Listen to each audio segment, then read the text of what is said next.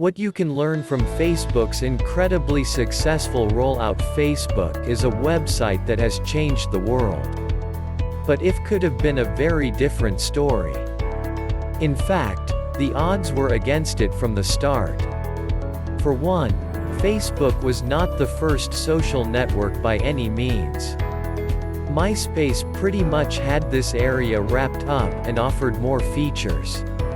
Secondly, Facebook was built by just one guy in his dorm room. It had no big money behind it and there was no reason for it to take off. And yet it did.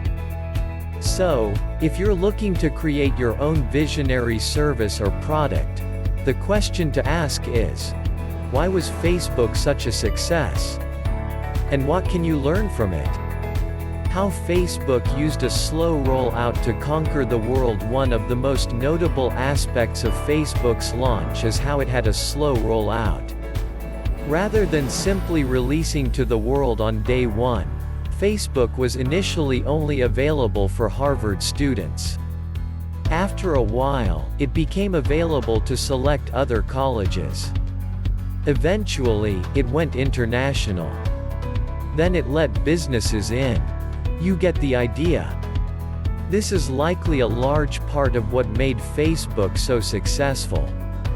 Imagine if it had gone live around the world on day one.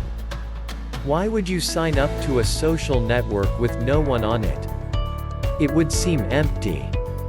But by launching in Harvard first, Facebook had much more modest aims.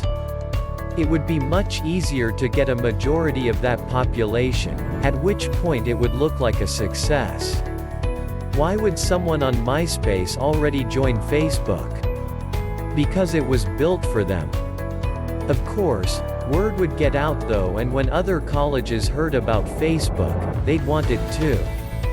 It's human nature to want what you can't have, especially if it feels new, exciting and exclusive. When Facebook opened up to other prestigious colleges, they had already heard of it and they already had friends from Harvard on there. And this process repeated each time the site expanded further. Thus, by the time that it had opened up to the general public, Facebook was already a phenomenon. Learn from this.